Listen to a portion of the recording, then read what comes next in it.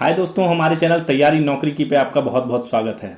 और आज हम फिर लेके आ गए हैं आपके लिए करंट अफेयर्स का सेशन। आज के जो करंट अफेयर्स है वो डिस्क्रिप्शन के साथ जो है आपके लिए एग्जाम के दृष्टिकोण से जो महत्वपूर्ण है, किसी भी तरह के गवर्नमेंट एग्जाम की आप तैयारी कर रहे हो उसके लिए ये बहुत इंपॉर्टेंट है। इसकी आप तैयारी कीजिए, इससे नोट्स बनाइए और हमारे चैनल को लाइक कीजिए, सब्सक्राइब कीजिए, अपने दोस्तों को शेयर कीजिए जिससे वो भी इसका जो है लाभ उठा सकें। तो चलिए शुरू करते हैं अपने पहले टॉपिक्स की ओर चलते हैं। पहला क्वेश्चन देखते हैं, इब्सा में इनमें से कौन सा देश शामिल नहीं है? इब्सा IBSA इब्सा है, इनमें से कौन सा देश शामिल नहीं है? भारत, दक्षिण अफ्रीका, ब्राजील, बेल्जियम। कौन शामिल नहीं है? यानी बाकी इसमें शामिल है देश और एक कोई इसमें से है जो शामिल नहीं है। तो उत्तर होगा इसका बेल्जियम। बेल्जियम शामिल नहीं है। कौन कौन शामिल है? भारत, दक्षिण अफ्रीका, ब्राजील। इससे पहले भी इब्सा की चर्चा हुई है, जब G20 समिट की 20वें G20 शिखर सम्मेलन की बात हो रही थी, उस टाइम इब्सा का चर्चा हुआ है। इब्सा, I से इंडिया, B से ब्राजील, SA से हो गया साउथ अफ्रीका। ठीक है, तो इब्सा क्या है? तीन बड़े लोकतांत्रिक देशों, कौन? भारत, ब्राजील और दक्षिण अफ्रीका का एक समूह है। ठीक है, एक ग्रुप है। यह 2003 में ब्राजीलिया डिक्लेरेशन के तहत जो है ये बना था। ठीक है, इसका मुख्य उद्देश्य क्या है? क्या उद्देश्य है इसका? क्यों बनाया गया ये? इसका मुख्य उद्देश्य विकास, लोकतंत्र और दक्षिण अफ्रीकी सहयोग को जो है मजबूत करना है। ठीक है, इसका कोई मुख्यालय नहीं है। ठीक है, और कोई इसका परमानेंट ऑफिस नहीं है, हेडक्वार्टर और या सचिवालय जो है इसका नहीं है। इस समूह का प्रमुख काम दुनिया के मुद्दों पर क्या करना? मिलकर राय देना है। ठीक है, यानी जो दुनिया में कोई इशूज चल रहे हैं उन पे ये आपस में जो है ये तीन देशें जो है डिस्कस करती हैं। ठीक है, त्रिपक्षीय प्रोजेक्ट्स यानी तीनों का मिला हुआ प्रोजेक्ट्स जिसमें क्या क्या इन्वॉल्व है? कृषि, ठीक है, फार्मिंग, स्वास्थ्य, हेल्थ, डिजिटल जैसे क्षेत्र में जो है कोऑपरेशन बढ़ाना, साझेदारी बढ़ाना तीनों देशों का। और क्या करना? गरीब देशों की मदद के लिए विकास प्रोजेक्ट चलाना। ठीक है, जो गरीब देश हैं विश्व में उनके लिए जो डेवलपमेंट प्रोजेक्ट्स हैं उनको चलाने में जो है ये हेल्प करते हैं ये तीनों देश। तो इसी को इब्सा नाम दिया गया है। भारत, ब्राजील और दक्षिण अफ्रीका का ये एक समूह है इन तीनों देशों का, जिसको इब्सा नाम दिया गया है। ये इस इमेज ऐसे ही बनाया हुआ, ये देखिए, ये भारत का मैप है, ये हो गया ब्राजील का और ये हो गया आपको दक्षिण अफ्रीका का। तो India, Brazil, South Africa forum हो गया IBSA इब्सा। ठीक है, IBSA इब्सा। अगला क्वेश्चन 1987 से 1990 तक भारतीय सेना ने ऑपरेशन पवन किस देश में चलाया था? एक ऑपरेशन पवन नाम से चलाया गया था भारतीय सेना के द्वारा। किस देश में चलाया गया था? बांग्लादेश, श्रीलंका, चीन, नेपाल। कहां पे चलाया गया था? उत्तर देखिए, श्रीलंका में चलाया गया था। भारतीय सेना ने श्रीलंका में 1987 से 1990 तक, ठीक है, उत्तरी और पूर्वी श्रीलंका में शांति स्थापित करने हेतु जो है ये ऑपरेशन पवन नाम से एक ऑपरेशन चलाया था। ठीक है, उत्तरी और पूर्वी श्रीलंका में जो है पीस एस्टेब्लिश करने के लिए। 1987 में भारत श्रीलंका समझौते के तहत श्रीलंका में भारतीय शांति सेना, ठीक है, IPKF, Indian peace keeping force, ठीक है, वो जो है तैनात किया गया था वहां पे, जिसका उद्देश्य क्या था? जो LTTE है, लिट्टे LTTE जो है शहीद सशस्त्र समूहों को समाप्त करना, इनको समाप्त करना और उत्तर और पूर्वी श्रीलंका में शांति बहाल करना और अशांत इलाकों को, जो अशांत इलाके हैं श्रीलंका के, उनको शांत करने के लिए जो है भारत और श्रीलंका के बीच एक समझौता हुआ, जिसके तहत जो है भारतीय शांति सेना जो है वहां पे तैनात की गई। LTTE ने जो है इस शांति समझौते को मानने से इनकार कर दिया, यानी ये शांति बनाने का जो ये था इसको जो है इनकार कर दिया और इन्होंने जो है युद्ध छेड़ दी। ठीक है, और लड़ाई जो है शुरू कर दी। ठीक है, इनकी गुरिल्ला पद्धति वगैरह से जो है लड़ाई शुरू कर दी, जिसमें क्या हुआ? हमारे भारतीय सैनिक 1171 भारतीय सैनिक जो है वो शहीद हो गए। ठीक है, यह मिशन भारत के सबसे कठिन विदेशी अभियानों में से एक माना जाता है। सबसे टफेस्ट जो अभियान विदेशों में भारत का रहा है उसमें से ये एक है। इसी युद्ध में शहीद मेजर रामास्वामी परमेश्वरन इसमें शहीद हो गए थे ये मेजर। इनको मरणोपरांत परमवीर चक्र से जो है सम्मानित किया गया था। 38 वर्षों तक ऑपरेशन पवन में शहीद सैनिकों का कोई आधिकारिक स्मृति दिवस नहीं मनाया गया। 38 वर्षों से जो है इस ये ऑपरेशन में इतने जो शहीद हुए इनका कोई ऑफिशियली जो है स्मृति दिवस जो है मनाया नहीं गया है। लेकिन इस वर्ष क्या हुआ है? 26 नवंबर को जो है भारतीय सेना ने राष्ट्रीय युद्ध स्मारक पर जो है ऑपरेशन पवन के शहीदों को ऑफिशियली श्रद्धांजलि जो है अर्पित की है। हाल ही में भारत के 3 नौसेना जहाजों ने किस देश की यात्रा की है? 3 नौसेना जहाज, म्यांमार, इंग्लैंड, श्रीलंका, फिलिस्तीन, कहां का दौरा किया है इन 3 नौसेना जहाजों ने? उत्तर है श्रीलंका। भारत के 3 नौसेना जहाज कौन कौन? लैंडिंग क्राफ्ट यूटिलिटी 51, ठीक है, ये जो लैंडिंग क्राफ्ट यूटिलिटी है ये एक तरह का जहाज का वेरिएशन है, एलसीयू कहते हैं इसको, एलसीयू 51, एलसीयू 54 और एलसीयू 57। इन तीनों नौसेना जहाज ने 22 से 25 नवंबर तक जो है कहां का? कोलंबो, श्रीलंका के बंदरगाह का दौरा किया, ठीक है। ऑपरेशनल टर्न अराउंड के दौरान तीनों एलसीयू के कमांडिंग अधिकारी ने श्रीलंका में किससे मुलाकात की? भारत के उच्चायुक्त से और श्रीलंकाई नौसेना के पश्चिमी नौसेना क्षेत्र के कमांडर से मुलाकात की। इस जो ये विजिट हुआ है इनका, ये जहाजों का और कमांडिंग ऑफिसर्स का, इस दौरान भारतीय नौसेना और श्रीलंका नौसेना के बीच एक फ्रेंडशिप वॉलीबॉल मैच का भी आयोजन किया गया, मैत्रीपूर्ण वॉलीबॉल मैच का भी आयोजन हुआ, ठीक है। अंडमान निकोबार कमान के एलसीयू द्वारा बंदरगाह पर किए गए इस दौरे से द्विपक्षीय नौसैनिक संबंध और मजबूत हुए, ठीक है। ये जो दौरा किया है अपने भारतीय नौसेना के जहाजों ने श्रीलंका के इस पे बंदरगाह पे, तो इससे जो है अपने और श्रीलंका के जो है, भारत और श्रीलंका के जो है नौसेना के संबंध में जो है काफी मजबूती आई है। अटल वस्त्र पुनर्चक्रण, पुनर्चक्रण क्या हुआ? रिसाइकलिंग एवं अस्थायित्व केंद्र की स्थापना किस शहर में की गई है? अटल वस्त्र पुनर्चक्रण एवं अस्थायित्व केंद्र लखनऊ, चंडीगढ़, पानीपत, अहमदाबाद, कहां की गई है? पानीपत में इसका किया गया। हरियाणा के पानीपत में कपड़ा मंत्रालय के अंतर्गत आने वाली कौन? राष्ट्रीय तकनीकी वस्त्र mission, national textile technology mission जो है ना, राष्ट्रीय तकनीकी वस्त्र मिशन ने जो है ने एक परिवर्तनकारी परियोजना का समर्थन किया है जो तकनीकी वस्त्र क्षेत्र में स्थिरता को नया स्वरूप प्रदान करता है, ठीक है। पर इस परियोजना के फलस्वरूप जो है आईआईटी दिल्ली, जो अपना दिल्ली वाला आईआईटी है, उसके अंतर्गत जो है पानीपत में एक अटल वस्त्र पुनर्चक्रण एवं अस्थायित्व केंद्र की स्थापना हुई है, ठीक है। इसमें बेसिकली इसमें किया क्या जा रहा है? इसमें दो पहल किए गए हैं। एक तो राष्ट्रीय ध्वज का पुनर्चक्रण किया जाएगा। राष्ट्रीय ध्वज जो है हमारा, जो यूज्ड ध्वज हो जाते हैं, सेवानिवृत्त राष्ट्रीय ध्वज हो जाते हैं, जो किसी कारणवश फट जाते हैं या किसी कारणवश उसका जो है धागों वगैरह में वो हो जाती है, खराबी आ जाती है या चेंज करना पड़ता है उनको, तो वो जो हो जाते हैं उनको गरिमापूर्ण तरीके से जो है पुनर्चक्रण करना या उनको फिर से यूजेबल बनाना, इनके लिए जो है एक वैज्ञानिक प्रक्रिया, साइंटिफिक टेक्नोलॉजी जो है इसके तहत जो है शुरू किया गया है।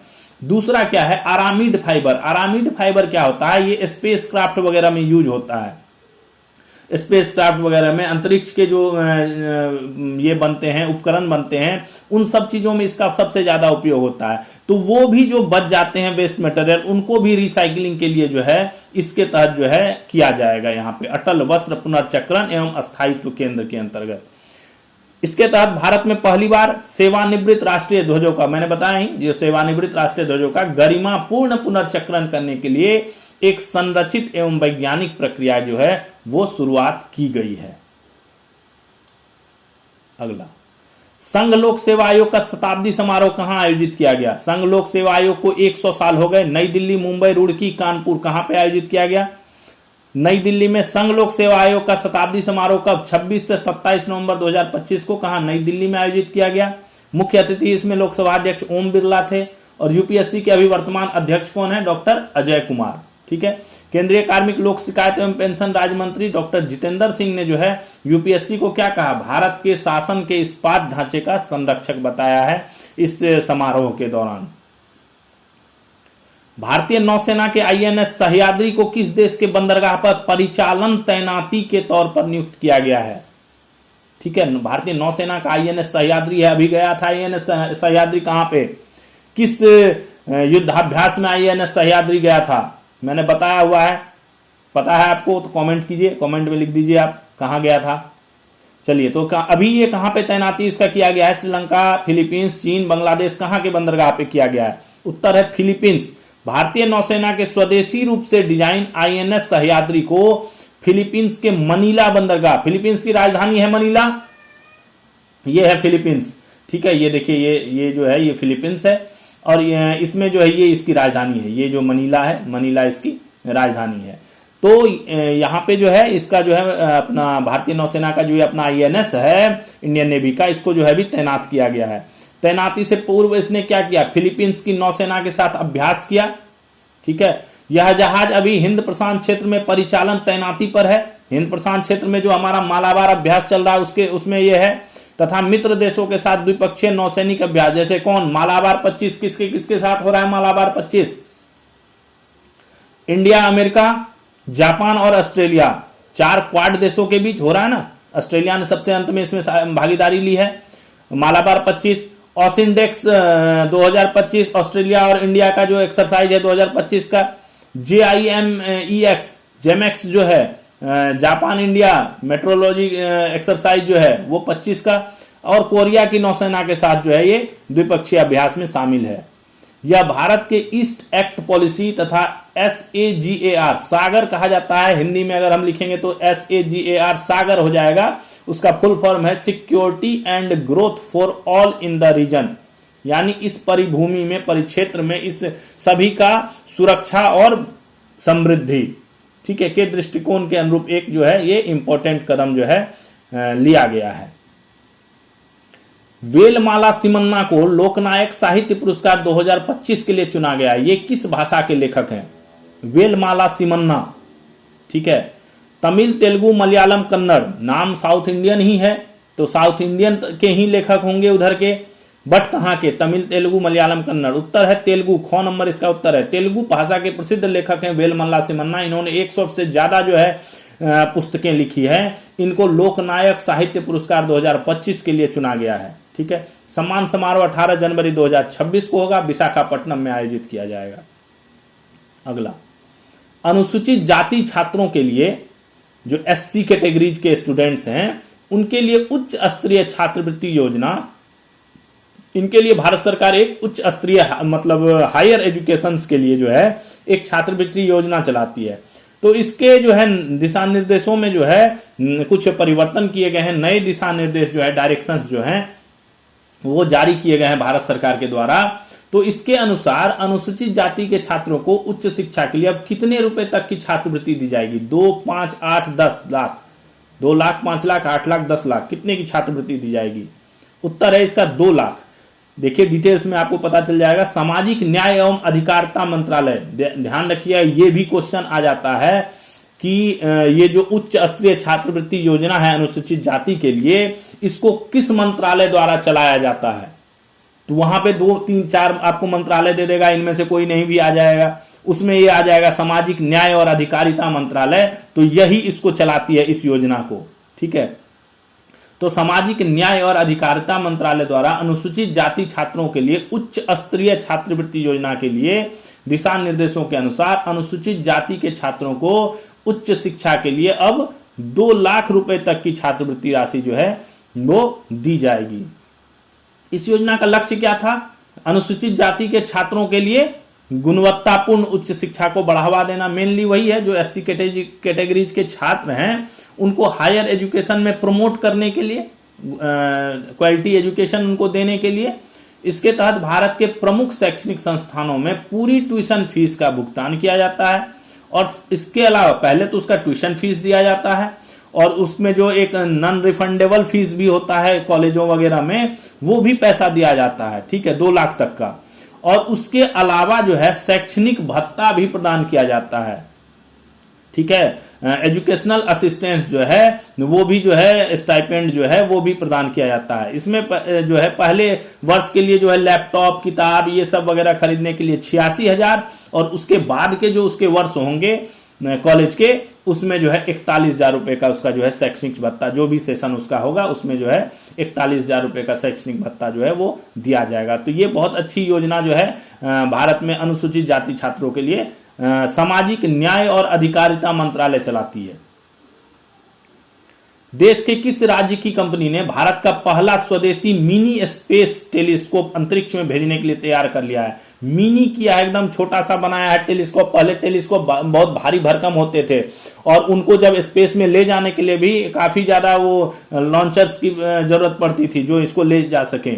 ठीक है, तो केरल, कर्नाटक, तेलंगाना नहीं लिखा, कहाँ की कंपनी ने ये किया है, तो उत्तर है इसका तेलंगाना। तेलंगाना की राजधानी कहाँ? हैदराबाद। हैदराबाद की कंपनी कौन? EON space labs. EON, ये देखिए EON स्पेस लैब्स ने भारत का पहला स्वदेशी मिनी स्पेस टेलीस्कोप बनाया। स्वदेशी है, मेक इन इंडिया पे जोर है, हर चीज अब मेक इन इंडिया हो रही है ना, तो उसका जो है टेलीस्कोप जो है ये तैयार कर लिया गया है। इसमें जो है इसे नाम क्या दिया गया? मीरा नाम दिया गया है, MIRA, मीरा, MIRA, मीरा नाम दिया गया है। वजन मात्र इसका 502 ग्राम है। सोचिए एकदम आधा केजी है। 500 ग्राम होता है ना, आधा केजी, 1 केजी 1000 ग्राम हो गया, 502 ग्राम है लगभग। और इसमें इसको जो है दिसंबर 2025 में से लो अर्थ ऑर्बिट में जो है इसको लॉन्च कर दिया जाएगा। इसको डिफेंस और कमर्शियल दोनों तरह के स्पेस मिशनों में इस्तेमाल करेगा। और इसमें जो है AI सक्षम, AI फिर आ गया, इसमें AI का उपयोग हर चीज में हो रहा है, जो भी स्पेस वगैरह की सारे काम हो रहे हैं उसमें AI का यूज हो रहा है, तो ये भी AI सक्षम ऑप्टिकल सिस्टम है। अगला क्वेश्चन, किस राज्य ने देश का पहला mobile anti drone patrolling unit, mobile anti drone है, एंटी ड्रोन यानी ड्रोन को काटने वाला, ठीक है ना, पेट्रोलिंग यूनिट, नाम क्या दिया गया उसको? इंद्रजाल रेंजर को लॉन्च किया है। इंद्रजाल रेंजर किस राज्य ने लॉन्च किया है? तेलंगाना, केरल, आंध्र प्रदेश, असम। उत्तर है इसका तेलंगाना। तेलंगाना ने देश का पहला mobile anti drone patrolling unit, कौन? इंद्रजाल रेंजर को लॉन्च किया है। इसे हैदराबाद की कंपनी इंद्रजाल ड्रोन डिफेंस जो है, एक हैदराबाद की कंपनी है इंद्रजाल ड्रोन डिफेंस, उसने जो है ये तैयार किया है इंद्रजाल रेंजर। यह क्या करेगा? यह एक मोबाइल कॉम्बैट व्हीकल है, यानी ये वाला व्हीकल है जो एक जगह से दूसरे जगह ले जाया जा सकता है। मोबाइल का वही मतलब हुआ, जो 10 किलोमीटर दूर से ड्रोन को पहचान सकता है। और ये 10 किलोमीटर दूर अगर कोई ड्रोन है उसको भी ये आइडेंटिफाई कर लेगा, उसको ट्रैक करेगा कि किधर जा रहा है। और अगर खतरे का आंकलन होगा कि ऐसा कोई खतरा है तो 4 किलोमीटर के दायरे में जो है उस पर अटैक करके जो है वो निष्क्रिय कर देगा। कि 4 किलोमीटर के दायरे में भी अगर कोई आएगा और उसको लगेगा कि ऐसी की कोई खतरा वाली चीज है ये, तो उसको वो अटैक करके निष्क्रिय कर देगा। देश का पहला ऐसा वाहन है जो सीमाओं पर उड़ने वाले ड्रोन को रोकने में सक्षम है। फर्स्ट जो है ये व्हीकल बनाया गया है जो सीमाओं पर, जो सीमा पर आजकल क्या है, पाकिस्तान वाले सीमा पे जो है काफी ज्यादा ड्रोन्स आते हैं। ड्रोन के थ्रू हथियार, ड्रग्स और भी चीजें जो है लाई जाती हैं, है ना, उनका जो है ट्रैफिकिंग होता है। तो उसको जो है काउंटर करने के लिए जो है ये सेना को बहुत काम आएगा, इसलिए जो है ये बनाया गया है। पर्यटन मंत्रालय की रिपोर्ट के अनुसार 2025 में कौन सा स्मारक सबसे ज्यादा देखा जाने वाला स्मारक रहा? सबसे ज्यादा पर्यटकों ने वहां विजिट किया। Lal Qila, Taj Mahal, Qutub Minar, India gate. उत्तर है इसका ताजमहल। ठीक है, पर्यटन मंत्रालय की रिपोर्ट के अनुसार 2025 में ताजमहल पिछले वर्ष की भांति सबसे ज्यादा पर्यटकों द्वारा देखा जाने वाला स्मारक रहा। सबसे ज्यादा 69 लाख पर्यटक टूरिस्ट जो है यहाँ पे आए इस बार। ठीक है, विदेशी पर्यटकों को लुभाने में, और जो फॉरेन पर्यटक हैं वो सबसे ज्यादा कहां पे आए? महाराष्ट्र। महाराष्ट्र में फर्स्ट नंबर पे रहा, वहां पे सबसे ज्यादा फॉरेन टूरिस्ट जो आए। और यहाँ ताजमहल में जो है सबसे अपना 69 लाख पर्यटक आए इसमें ताजमहल को देखने के लिए। ताजमहल किसने बनाया? पता ही है ना आपको, किसकी याद में बनाया? तो कमेंट में लिखिए किसकी याद में बनाया और किसने बनाया ताजमहल को। किस यूपीआई ऐप के माध्यम से ग्राहक अपने परिवार के सदस्यों को उसके खाते से 15,000 तक की रकम के भुगतान करने की अनुमति प्रदान कर सकता है? आज ही मैंने इस पे शॉर्ट वीडियो डाला था।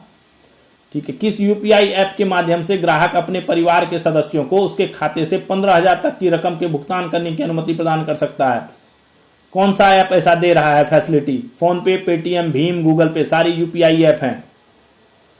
भीम यूपीआई ऐप ने क्या किया है? यूपीआई सर्कल का फुल डेलीगेशन फीचर लॉन्च किया है। एक फुल डेलीगेशन फीचर नाम से एक फीचर लॉन्च किया है। इसमें क्या किया है, कोई यूजर जो है वो अपने बच्चे, पत्नी, भाई, माता पिता, जो भी रिलेटिव्स हैं या जो भी उसके नजदीकी हैं, जो भरोसेमंद व्यक्ति है, स्टाफ है कोई, उसको 15,000 रुपए महीने तक के यूपीआई भुगतान की अनुमति दे सकता है। यानी वो उसको ऑथराइज कर सकता है कि तुम मेरे अकाउंट से जो है 15,000 रुपए तक का जो है ट्रांजेक्शन कर सकते हो। प्राथमिक यूजर जो है वो यह तय करेगा कि कौन व्यक्ति उसके अकाउंट से पेमेंट कर सकता है, कितने महीने साल तक छूट रहेगी और लिमिट कितनी होगी। यानी ये भी कर सकता है कौन करेगा, कितने महीने तक के लिए कर सकता है और लिमिट कितनी रहेगी। जैसे कोई अफसर कहीं तैनात है या कोई अधिकारी कहीं तैनात है, उसने अपने किसी स्टाफ से को ऑथराइज करना है कि ठीक है तुम मेरा जो है 10,000 रुपये का बिल जो है ये मेरे अकाउंट से जो है कर लो, तो वो उसको कितने, अगर 1 साल तक वहां रहेगा तो 1 साल तक के लिए ऑथराइज कर सकता है। ठीक है। प्राथमिक यूजर यानी जिसका बैंक अकाउंट है, वह अधिकतम 5 साल की अवधि के लिए अपने किसी भरोसेमंद को यह अनुमति दे सकता है। मैक्सिमम टेन्योर जो है इसका 5 साल रखा गया है। आंध्र प्रदेश सरकार ने राज्य में 3 नए जिलों के गठन को मंजूरी दी है। इसके बाद आंध्र प्रदेश में कुल जिलों की संख्या कितनी हो जाएगी? अभी इसके सरकार ने जो है सीएम से ये हो गया है। ठीक है, तो कितने वो हो जाएंगे इसमें जिले हो जाएंगे? पहले कितने थे और अभी कितने हो जाएंगे? 25, 29, 27, 26। उत्तर है 29। पहले 26 थे। इसमें आंध्र प्रदेश सरकार ने राज्य में 3 नए जिले, 5 नए राजस्व प्रभाग और 1 नया मंडल जो है उसको गठन को मंजूरी दे दिया है। इसके बाद राज्य में जिलों की संख्या 26 से बढ़कर कितनी हो जाएगी? 29। नए जिले कौन कौन बन रहे हैं? पोलावरम, मार्कापुरम, मदनपल्ले। नए राजस्व प्रभाग कौन कौन है? नक्कापल्ली, अडांकी, पेलुरु, बनगनपल्ले, मडाकसीरा। और जो नया मंडल बन रहा है वो है पेड्डा हरविनम। ठीक है, पेड्डा हरिवनम जो है वो कहां से बनाया जा रहा है? कर्नूल जिले के अदोनी मंडल के को जो है डिवाइड करके जो है ये बनाया जा रहा है। तो अब जो है इसमें 29 जिले हो जाएंगे आंध्र प्रदेश में। राष्ट्रमंडल खेल 2030 की मेजबानी किस देश को प्राप्त हुई? कल के सेशन में भी ये क्वेश्चन था। आज मैंने इस क्वेश्चन को इसलिए इसमें ऐड किया है कि कुछ चीजें जो इंपॉर्टेंट फैक्ट्स हैं वो आपको और इसके लिए जो है जाननी जरूरी है। भारत है, देखिए काफी चीजें हैं इसमें जानने के लिए, ध्यान से देखिएगा इसको। भारत ने राष्ट्रमंडल खेल 2030 की मेजबानी की बोली जीत ली है। ठीक है, 2030 का मेजबानी मिल गया। 2030 में होगा। 2030 में जो होगा ये कैवां संस्करण होगा? 24वां संस्करण होगा 2030 में। ठीक है, ये इसका मतलब राष्ट्रमंडल खेल जो है ये अपना 24वां एडिशन जो है यहां पे आयोजित किया जाएगा इसमें। इससे पहले भारत में जो है ये एक बार आयोजित हो गया है 2010 में, काफी विवादित भी रहा था। ठीक है, सुविधाओं को लेकर, खिलाड़ियों की सुविधाओं को लेकर, गंदे स्विमिंग पूल्स को लेकर। ठीक है, जो खेल गांव बना था उसमें काफी अव्यवस्था थी, पैसों का ट्रांजैक्शंस के लिए भी काफी चीजें हुई थी, तो काफी वो थोड़ा सा चर्चा का विषय रहा था। बट इस बार जो है गुजरात को मिला है, अहमदाबाद को मिला है ये मेजबानी करने का। तो अभी टाइम भी काफी है, 5 साल है, तो अभी तैयारी जो है अच्छे से इसकी होगी इस बार। इससे पहले 2010 में नई दिल्ली में इन गेम्स का 19वां संस्करण आयोजित हुआ था। ठीक है, यह कब शुरू हुआ? 1930 से शुरू हो रहा है। 2030 में इसका कितना साल हो जाएगा? 100 साल पूरे हो जाएगा, यानी शताब्दी हो जाएगा इसका। शताब्दी वाला जो है समारोह जो है वो यहाँ पे आयोजित होगा, तो काफी और भी गर्व का है बात और काफी और प्रतिष्ठित हो जाएगा ये गेम्स। इस गेम्स का आयोजन तीसरी बार एशिया में हो रहा है। एशिया में तीसरी बार हो रहा है। एक बार तो अपना नई दिल्ली में हुआ ही है भारत में, एक बार 1998 में मलेशिया की राजधानी कुआलालंपुर में हुआ। ठीक है, तो कुआलालंपुर में हुआ और अपना नई दिल्ली में हो गया। तीसरी बार कहां हो रहा है फिर? ये अहमदाबाद में, भारत में ही। 1930 में शुरू हुआ यह आयोजन हर कितने 4 साल पर आयोजित किया जाता है। 2030 में इसके 100 वर्ष पूरे हो जाएंगे। अब तक 22 बार इन गेम्स का आयोजन किया गया है और भारत जो है कब 18 बार इसमें भाग लिया है। 2034 में पहली बार भारत ने भाग लिया था और उसमें लंदन में हुए इस गेम्स में भारत के राशिद अनवर ने रेसलिंग में सिर्फ एक ही पदक आया था भारत को। पहला जो खेला था भारत 2034 में, उसमें भारत को एक ही पदक मिला था, वो भी रेसलिंग में राशिद अनवर थे। उन्होंने ब्रॉन्ज पदक जो है, कांस्य पदक जो है वो लाया था। भारत ने इस गेम्स में कुल अब तक जो टोटल गेम्स में जो है वो कितने पदक जीते हैं? 203 गोल्ड, 190 सिल्वर और 171 ब्रॉन्ज कांस्य मेडल जो है जीतकर टोटल 564 मेडल जीते हैं। ऑल टाइम जो मेडल टेबल है उसमें भारत जो है 4थे नंबर पर है। ऑस्ट्रेलिया सबसे सफल देश है, 1 नंबर पे ऑस्ट्रेलिया है, सबसे सफल देश है। 1001 गोल्ड है, स्वर्ण पदक, 132 जो है सिल्वर है और 763 जो है ब्रॉन्ज, यानी टोटल 2596 मेडल इसने जो है अभी तक जीते हैं। भारत की बात करें तो पिस्टल शूटर जसपाल राणा जो है वो सबसे सफल भारतीय खिलाड़ी हैं। इन्होंने 4 गेम्स 1994, 98, 2002, 2006 में जो है टोटल 9 गोल्ड, 4 सिल्वर और 2 ब्रॉन्ज मिलाकर कुल 15 मेडल जीता है इन्होंने। सबसे ज्यादा मेडल जीतने का इनका रिकॉर्ड है। 2010 में जो ये कॉमनवेल्थ गेम्स हुआ था, इसमें 71 देशों के जो है 4352 खिलाड़ियों ने भाग लिया था और ऑस्ट्रेलिया 74 गोल्ड जीतकर जो है और टोटल 177 मेडल के साथ प्रथम स्थान पर रहा था। भारत 38 गोल्ड जीतकर जो है 101 मेडल जीते थे, जो भारत का अब तक का सर्वश्रेष्ठ प्रदर्शन है। इसमें भारत ने पहली बार किसमें, जिम्नास्टिक में फर्स्ट बार मिला था इसको पदक, और एथलेटिक्स में 52 साल बाद जो है पहला स्वर्ण इन्होंने जीता था। अभी तो 25 ही है, यानी 26 में भी एक होना है। 26 का जो गेम्स है वो कहां होगा, ग्लासगो। कहां का, स्कॉटलैंड की बहुत बड़ा शहर है ग्लासगो, वहां पे जो है इसका आयोजन किया जाएगा 2026 वाला। हमारा जो है 2030 वाला है, वो 24वां संस्करण होगा। 2010 में आज से मतलब 2030 से जो 20 साल पहले 2010 में आयोजन हुआ था, वो 19वां संस्करण था। ठीक है, चलिए अभी 2026 में जो होगा वो 23वां संस्करण होगा, स्कॉटलैंड ग्लासगो में जो होगा। भारतीय सेना का सेमिनार चाणक्य रक्षा संवाद 2025 का तीसरा संस्करण कहां आयोजित किया गया, थर्ड एडिशन चाणक्य रक्षा संवाद 2025 का सेमिनार हैदराबाद, कोयंबटूर, बेंगलुरु, नई दिल्ली। कहां पे हुआ, उत्तर नई दिल्ली। नई दिल्ली में हुआ 27 नवंबर को है। भारतीय सेना ने आयोजन किया चाणक्य रक्षा संवाद नामक सेमिनार का आयोजन 27 नवंबर किया। यह इसका थर्ड संस्करण था। इसमें जो है बेसिकली भारतीय सेना के जो इनिशिएटिव्स हो रहे हैं और उसमें जो इंक्लूड करने हैं, एआई वगैरह का सपोर्ट लेना है, जो नई टेक्नोलॉजी जो है वो यूज करने हैं, उनके बारे में डिस्कशन किया जाता है इसमें। इस बार का डेफलिम्पिक्स कहां आयोजित किया गया, डेफलिम्पिक्स हो गया, रिजल्ट आ गया है, और कहां आयोजित हुआ पहले तो ये देख लेते हैं। टोक्यो जापान में आयोजित हुआ। कौन नंबर इसका उत्तर है, ग्रीष्मकालीन डेफलिम्पिक्स 15 से 26 नवंबर को टोक्यो में हुआ। 26 को खत्म हो गया ये। भारत की ओर से कितने खिलाड़ी गए थे, 111 सदस्यीय दल गया था भारत का। उद्घाटन में भारत की ओर से जर्लिन जयारत्चागन जो थी वो भारत की ध्वजवाहक थी। इस वर्ष भारत के खिलाड़ियों ने असाधारण प्रदर्शन करते हुए 9 गोल्ड जीते और टोटल 20 पदक हासिल किया। पदक तालिका में भारत 6ठे स्थान पर रहा। ठीक है, प्रथम स्थान पर 100 पदकों के साथ यूक्रेन रहा, जिसने 32 स्वर्ण पदक जीते। फर्स्ट यूक्रेन रहा। भारत कितने नंबर पे रहा, 6ठे नंबर पे। ये जो डेफलिम्पिक्स है ये किसके लिए होता है, ये बधिर व्यक्तियों के लिए होता है। डेफ जो होते हैं, ठीक है, उनके लिए ये होता है, बधिर व्यक्तियों के लिए जो सुनने में कम ये होते हैं, कमजोर होते हैं। 1924 में जो है ये इसकी शुरुआत फ्रांस में हुई थी और ये मान्यता प्राप्त है। अंतर्राष्ट्रीय ओलंपिक संघ जो है, इंटरनेशनल ओलंपिक कमेटी, उससे जो है ये मान्यता प्राप्त है और हर 4 साल पे जो है आयोजित होता है। कॉमनवेल्थ गेम्स भी 4 साल पे होता है और ये भी 4 साल पे आयोजन किया जाता है। स्काई रूट इन्फिनिटी कैंपस का उद्घाटन कहां किया गया है, ये कैंपस का उद्घाटन हमारे प्रधानमंत्री ने किया है। कोलकाता, हैदराबाद, अमरावती, बेंगलोर। कहां पे हुआ, हैदराबाद, तेलंगाना। 27 नवंबर को हैदराबाद, तेलंगाना में स्काई रूट इन्फिनिटी कैंपस का उद्घाटन किया गया। इससे भारत वैश्विक उपग्रह प्रक्षेपण इकोसिस्टम में एक अग्रणी देश के रूप में उभरेगा। ठीक है, एक ये बहुत बड़ा एरिया है, कार्य क्षेत्र है, 2 लाख वर्ग फुट का कार्य क्षेत्र है। ठीक है, और ये स्टार्टअप उद्योग है।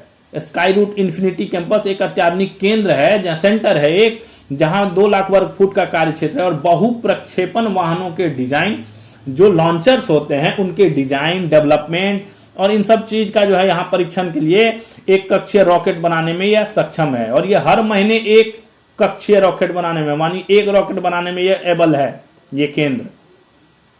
भारत की यह अग्रणी निजी अंतरिक्ष कंपनी है, प्राइवेट स्पेस कंपनी है, जिसकी स्थापना किसने की, पवन चंदना और भरत ढाका ने की है, जो कौन है, इसरो के पूर्व वैज्ञानिक हैं। नवंबर 2022 में स्काई रूट ने अपना सब ऑर्बिटल रॉकेट, क्या नाम था, विक्रम एस, वो लॉन्च किया। स्काई रूट ने अपना सब ऑर्बिटल रॉकेट पहला लॉन्च किया नवंबर 2022 में, जिससे वो अंतरिक्ष में रॉकेट लॉन्च करने वाली पहली भारतीय निजी कंपनी बन गई। प्राइवेट कंपनी का पहला रॉकेट लॉन्च जो है वो इसने किया था। तो ये स्काई रूट इन्फिनिटी इंपॉर्टेंट है। पुलिस महानिदेशकों, डीजीपी जो होते हैं, डायरेक्टर जनरल्स ऑफ पुलिस, महानिरीक्षकों कौन, इंस्पेक्टर जनरल्स ऑफ पुलिस का 60वां अखिल भारतीय सम्मेलन कहां आयोजित किया जा रहा है। जितने भी डीजीपी हैं और आईजीपी हैं उनका जो है हर साल जो है एक कॉन्फ्रेंस होता है। ठीक है, वो इस बार 60वां है, वो कहां आयोजन किया जाएगा, अभी कोलकाता, रायपुर, अमरावती, बेंगलुरु। रायपुर 28 से 30 नवंबर को छत्तीसगढ़ के कहां पे भारतीय प्रबंधन संस्थान रायपुर जो है, इंडियन इंस्टीट्यूट ऑफ मैनेजमेंट जो रायपुर का है, वहां पे पुलिस महानिदेशकों महानिरीक्षकों का 60वां अखिल भारतीय सम्मेलन आयोजित किया जाएगा। इसका उद्देश्य अब तक प्रमुख पुलिस चुनौतियों से निपटने में हुई प्रगति की समीक्षा करना और विकसित भारत के राष्ट्रीय दृष्टिकोण के अनुरूप सुरक्षित भारत के निर्माण के लिए एक दूरदर्शी रोड मैप की रूपरेखा तैयार करना है। ठीक है, विकसित भारत जो हमारा डेवलप भारत है, उसका जो दृष्टिकोण अभी चल रहा है 2047 तक भारत को विकसित भारत बनाना, उसके लिए जो उपाय किए जाने हैं, रोड मैप बनाने हैं, उनको जो है उनके ऊपर डिस्कशन जो है किया जाएगा। इसमें प्रधानमंत्री जो है इसमें भाग लेंगे। 29 से 30 नवंबर को प्रधानमंत्री भी इस सम्मेलन में जाएंगे और इस वर्ष का विषय रखा गया है विकसित भारत सुरक्षा आयाम। ठीक है, ये विषय पर जो है इस बार चर्चा की जाएगी। हाल ही में सी डॉट का कल भी चर्चा हुआ है। Centre for development of telematics दूरसंचार विभाग का ये है। नेकिस भारतीय प्रौद्योगिकी संस्थान IIT रुड़की के उत्कृष्टता केंद्र की स्थापना करने के लिए समझौता ज्ञापन हस्ताक्षर किया है। IIT Delhi, IIT Roorkee, IIT Kanpur, IIT Mumbai. किस IIT के साथ किया है? IIT रुड़की के साथ किया है। संचार मंत्रालय दूरसंचार विभाग के प्रमुख अनुसंधान एवं विकास संस्थान टेलीमेटिक्स विकास केंद्र सी डॉट ने IIT रुड़की के साथ उनके कैंपस में उत्कृष्टता केंद्र की स्थापना हेतु MOU समझौता ज्ञापन जो है वो हस्ताक्षर किया है। ठीक है, यह उत्कृष्टता केंद्र क्या होगा? उन्नत संचार प्रौद्योगिकी कम्युनिकेशन जो टेक्नोलॉजीज हैं उसमें अनुसंधान और विकास के लिए कार्य करेगा तथा दूरसंचार क्षेत्र में आत्मनिर्भर और विकसित भारत के लिए संयुक्त शैक्षणिक उद्योग सहयोग को बढ़ावा देगा।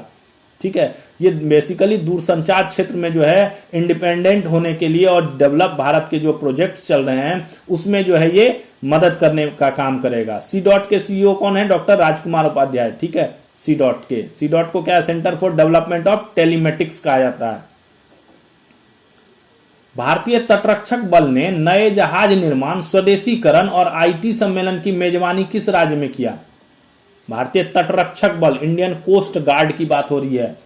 जहाज निर्माण, स्वदेशीकरण और IT सम्मेलन की मेजबानी कर्नाटक, तेलंगाना, आंध्र प्रदेश, केरल। किस राज्य में किया? उत्तर है कर्नाटक। भारतीय तटरक्षक बल ने 27 नवंबर 2025 को कर्नाटक के मदिकेरी में नए जहाज निर्माण, स्वदेशीकरण और IT सम्मेलन की मेजबानी की, जो देश की समुद्री क्षमताओं को मजबूत करने में एक महत्वपूर्ण उपलब्धि है। ठीक है, इसमें इंडियन कोस्ट गार्ड और एक वो भी हुआ, समझौता भी हुआ। किसके किसके बीच? इंडियन कोस्ट गार्ड और कोयम्बटूर जिला उद्योग संघ एवं रक्षा नवाचार और अटल इंक्यूबेशन सेंटर के बीच एक समझौता भी किया गया है। इससे क्या होगा? कोयम्बटूर में रक्षा नवाचार हब के माध्यम से रक्षा नवाचार इकोसिस्टम को मजबूत करने और स्वदेशीकरण के प्रयासों में तेजी लाने का प्रयास करें। मतलब made in India, make in India का जो हमारा प्रयास है उसको तेज लाने के लिए जो है ये इसका जो है इन्होंने समझौता किया है। ठीक है, इसके तहत जो है ये काम किया जाएगा। वर्तमान में भारतीय तटरक्षक बल जो इंडियन कोस्ट गार्ड है उसके महानिदेशक डायरेक्टर जनरल जो है वो परमेश शिवमणि है। MCQ वाला खत्म हो गया, अब इंफॉर्मेशन वाले आ गए हमारे। आर्थिक मामलों की मंत्रिमंडलीय समिति द्वारा रेल मंत्रालय ने 2 परियोजनाओं को मंजूरी दी है जिसका अनुमानित लागत कितना है? 2781 करोड़ रुपए है। इंपॉर्टेंट इसलिए है ये कि ये दोनों परियोजना जो है औद्योगिक क्षेत्र से संबंधित है। ठीक है, पहला परियोजना है देवभूमि द्वारिका जो है वो ओखा से कानालूस 141 किलोमीटर का दोहरीकरण है और दूसरा है बदलापुर से करजत 32 किलोमीटर का तीसरी और चौथी लाइन का डेवलपमेंट है। ये एक्चुअल में महाराष्ट्र और गुजरात के 4 राज्यों को कवर करता है और लगभग 586 के आसपास गांवों को यह कवर करता है। ये 2 परियोजना भारतीय रेलवे नेटवर्क को लगभग 224 किलोमीटर का विस्तार करेगी। और इस मार्ग से इंपॉर्टेंट क्या है?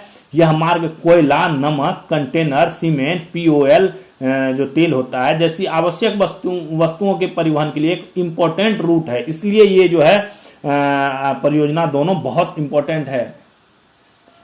इंटरनेशनल एमी अवार्ड मूवीज वगैरह को दिया जाता है, सीरीज वगैरह को दिया जाता है। इसमें बेस्ट टीवी मूवी जो है और मिनी सीरीज का अवार्ड किसको मिला है? लॉस्ट बॉयज एंड फेरीज को दिया गया है।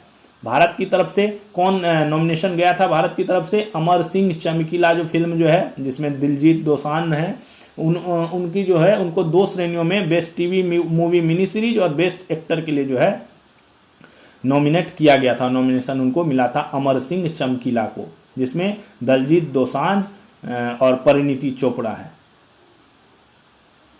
आईसीसी का ने फिर से वनडे रैंकिंग जारी कर दी है। अब डिरेल मिशेल आए थे, न्यूजीलैंड का खिलाड़ी आए थे, उस पे 1 नंबर पे उनको जो है 8 दिन की बात है, 8 दिन पहले ही ये हुआ था और उनको फिर जो है पीछे छोड़कर पुनः जो है प्रथम स्थान प्राप्त कर लिया है। शुभमन गिल भारत के चौथे, कोहली 5वें नंबर पे है, विराट कोहली। और जिम्बाब्वे के सिकंदर रजा जो है पहली बार T20 ऑलराउंडर रैंकिंग में नंबर 1 स्थान प्राप्त किया है, जिम्बाब्वे का सिकंदर रजा। गोवा के पणजी में आयोजित शतरंज विश्व कप में शतरंज विश्व कप फीडे शतरंज विश्व कप खत्म हो गया। भारत तो नहीं जीत पाया, भारत के सारे खिलाड़ी पहले ही बाहर हो गए, क्वालिफाइंग से ही बाहर हो गए। अब इसका फाइनल हो गया, पहला फाइनल मैच ड्रॉ हुआ, उसके बाद दूसरा फाइनल हुआ, उसमें जो है उज्बेकिस्तान के जावोखिर सिंडारोव ने चीन के किसको, वेई यी को हराकर खिताब जीत लिया है। वे यह खिताब जीतने वाले सबसे युवा बन गए, सबसे यंगेस्ट जो है प्लेयर हो गए हैं जिन्होंने ये खिताब जीता है। उज्बेकिस्तान का जावोखिर सिंडारोव ने जीता है, किसको हराकर? चीन के वेई यी को हराकर जीता है। भारत और दक्षिण अफ्रीका का बहुत बुरा हाल हो गया, भारत का घुटने पर ला दिया भारत को दक्षिण अफ्रीका की क्रिकेट टीम ने। दक्षिण अफ्रीका के बीच खेले गए 2 टेस्ट मैचों की सीरीज को दक्षिण अफ्रीका में 2-0 से क्लीन स्वीप कर लिया। पहला टेस्ट कोलकाता के ईडन गार्डन में खेला गया, जहां पे भारतीय टीम कितने रनों से? 30 रनों से हार गई थी। ठीक है, चारों पारी में जो है 200 से कम रन ही बने थे। वहीं दूसरा जो है असम का बरसापारा स्टेडियम में खेला गया, उसमें भारत को करारी हार मिली 408 रनों की लंबे अंतर से, जो अब तक की भारत के रन के हिसाब से सबसे बड़ी हार है भारत की। ठीक है, 408 रनों से हार गया भारत। Man of the match Marco Jansen हुए और man of the series Simon Harmer ने 17 विकेट लिए इस पूरे टूर्नामेंट में, यानी दोनों टेस्ट मैच मिलाकर मैन ऑफ द सीरीज हुए ये। भारत में किसी दक्षिणी अफ्रीकी गेंदबाज का ये सर्वश्रेष्ठ विकेट है, 17 विकेट। ठीक है, 9 कैच लेकर एडन मार्करम ने जो है एक टेस्ट मैच में सर्वाधिक कैच का रिकॉर्ड बनाया है। इससे पहले अजिंक्या रहाणे के नाम था ये रिकॉर्ड, 2015 में इन्होंने 8 कैच लिए थे। अब ये जो है 9 कैच लेकर एडन मार्करम जो है ये टेस्ट मैच में सर्वाधिक कैच लेने का रिकॉर्ड हो गया है इनका। इससे पहले 2000 ईस्वी यानी अभी से 25 साल पहले भी दक्षिण अफ्रीका के साथ टेस्ट मैच हुआ था, उसमें भी भारत जो है क्लीन स्वीप हो गया था, 2-0 से हार गया था। 2024 में न्यूजीलैंड के साथ टेस्ट मैच हुआ था, उसमें भी भारत जो है 3-0 से हार गया था। तो और ये भी घरेलू मैदान पे जो है ये स्थिति है, तो काफी चीजों पे अभी भारतीय टीम को सुधार करने की जरूरत है। और जो वर्ल्ड टेस्ट चैंपियनशिप है उसकी दौड़ से भारत जो है वो बाहर ही होने वाला है, कठिन, क्योंकि उसके जो रैंकिंग है, जो रेटिंग है वो 48% के आसपास ही है। ठीक है, तो अभी भारत टीम को काफी मेहनत की जरूरत है। अब न्यूजीलैंड के अपना दक्षिण अफ्रीका के साथ अभी दक्षिण अफ्रीका का दौरा जारी रहेगा। दक्षिण अफ्रीका के साथ भारत अभी 3 वनडे मैच और उसके बाद 5 T20 मैच जो है वो सीरीज खेलेगा। तो आशा करते हैं कि वनडे मैच सीरीज और T20 मैच सीरीज भारत जीतेगी। चलिए, 26 नवंबर को संविधान दिवस मनाया गया, इस पे काफी डिस्कशन हमने कल कर लिया, सारी चीजों संविधान के बारे में, सारी चीजों पर हमने कब क्या लागू हुआ सब कर लिया। एक इसमें इंपॉर्टेंट चीज हुआ है डेवलपमेंट, इस अवसर पर जो है संविधान की डिजिटल प्रति जो है वो 9 भाषाओं में छापी गई है। डिजिटल प्रति मलयालम, मराठी, नेपाली, पंजाबी, बोडो, कश्मीरी, तेलुगु, उड़िया और असमिया में जारी की गई है। 9 भाषा हो गया ना, मलयालम, मराठी, नेपाली 3, पंजाबी, बोडो, कश्मीरी 3, 6 और तेलुगु, उड़िया, असमिया इनमें जारी की गई है। मूल संविधान की कैलीग्राफी आधारित स्मृति पुस्तिका भी जारी की गई है। राष्ट्रपति के नेतृत्व में पुराना संसद जो था उसके सेंट्रल हॉल, उसको अब क्या कहा जाता है? संविधान सदन कहा जाता है। अब उसका नाम चेंज करके, सेंट्रल हॉल का नाम चेंज करके, पुरानी संसद में जो सेंट्रल हॉल है उसको संविधान सदन कर दिया गया है। उसमें जो है संविधान की प्रस्तावना का पाठ किया गया। इसमें सभी मौजूद थे, राष्ट्रपति, प्रधानमंत्री, उपराष्ट्रपति, सीपी राधाकृष्णन, जो भी सभी मौजूद थे इसमें, मंत्री, गृह मंत्री सारे मौजूद थे। केनरा बैंक ने सुनील कुमार चुघ को जो है 24 नवंबर 2025 से 3 साल के लिए अपना एग्जीक्यूटिव डायरेक्टर बनाया है। किसको? सुनील कुमार चुग को 24 नवंबर से बना दिया 3 साल के लिए। किसने? केनरा बैंक ने। रिलायंस इंडस्ट्री ने एक बहुत बड़ा वो किया है एक निवेश करने के लिए, ब्रुकफील्ड कॉरपोरेशन और डिजिटल रियल्टी, इसको नाम दिया गया है डिजिटल कनेक्शन। इन तीनों के ज्वाइंट वेंचर को डिजिटल कनेक्शन नाम दिया गया है, के साथ संयुक्त उद्यम के तहत विशाखापत्तनम में आंध्र प्रदेश में जो है 1 गीगावाट क्षमता का एआई डेटा सेंटर स्थापित करने का ऐलान किया है। 1 गीगावाट क्षमता का एआई डेटा सेंटर जो है यहां पे स्टैब्लिश करेगा। इसमें दोनों कंपनियां करीब 98,000 करोड़ रुपए निवेश करेगी। इसकी घोषणा किसने? CII पार्टनरशिप समिट 2025 में की गई। इससे पहले गूगल ने भी अक्टूबर 2025 में आंध्र प्रदेश सरकार के साथ मिलकर विशाखापट्टनम में 1 गीगावाट का एआई डेटा सेंटर स्थापित करने की घोषणा की थी, जो अमेरिका के बाहर गूगल का सबसे बड़ा निवेश है। अमेरिका के बाहर ये एआई डेटा सेंटर स्टैब्लिश करने में ये सबसे बड़ा निवेश है इसका।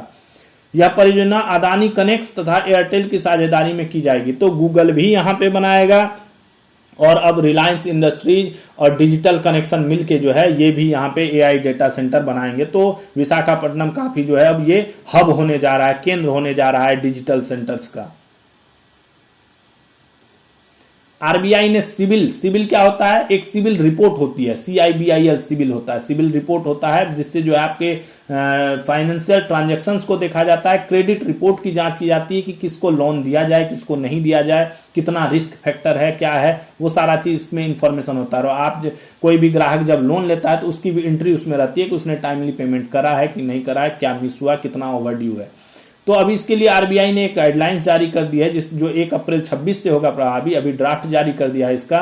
इसके अंतर्गत क्या कर दिया, जो क्रेडिट इंफॉर्मेशन कंपनीज है उनको हर 7 दिन में क्रेडिट रिपोर्ट को जो है अपडेट करना पड़ेगा ग्राहकों को। ठीक है, ग्राहक पहले क्या होता था, ये क्रेडिट इंफॉर्मेशन कंपनी जो होती थी, सिबिल जो है और भी कई सारे इंफॉर्मेशन कंपनी जो है, ये क्या करती थी, महीनों 2 महीनों 3 महीनों तक जो है डाटा अपडेट नहीं करती थी। किसी का लोन अगर क्लोज हो गया तो वो अपडेट नहीं होता था, जिससे लोगों को बाकी आगे लोन लेने में या बैंकों को उसके रिस्क को असेसमेंट करने में काफी दिक्कत होती थी। तो आरबीआई ने इस पे ये करते हुए संज्ञान में लेते हुए जो है अब इनको निर्देश दिया कि हर 7 दिन में, यानी 7, 14, 21, 28 महीने के 4 बार जो है ये क्रेडिट रिपोर्ट अपडेट होगा। और अगर किसी का लोन या कोई चीज बंद होता है, क्रेडिट कार्ड बंद होता है, तो इमीडिएटली उसी दिन जो है उसमें अपडेट किया जाएगा। इससे लोगों को अपडेटेड क्रेडिट रिपोर्ट के लिए लॉन्ग वेट नहीं करना पड़ेगा। मैप ऑफ इंडिया कंपनी है जो मैप वगैरह का वो देती है, लोकेशन वगैरह का। उसने जोहो के साथ जो है भारत का पहला पूर्णतः स्वदेशी सीआरएम जियो स्पेशियल इंटीग्रेशन किया है, जिसका उद्देश्य क्या होगा, जोहो सीआरएम में उन्नत लोकेशन इंटेलिजेंस सुविधाओं के सीधे एकीकृत करना है। यानी दोनों मिलके जो है लोकेशन और इंटेलिजेंस सुविधाओं दोनों को जो है ये कंबाइन करेंगे। मैप ऑफ इंडिया और जोहो का ये उपक्रम होगा।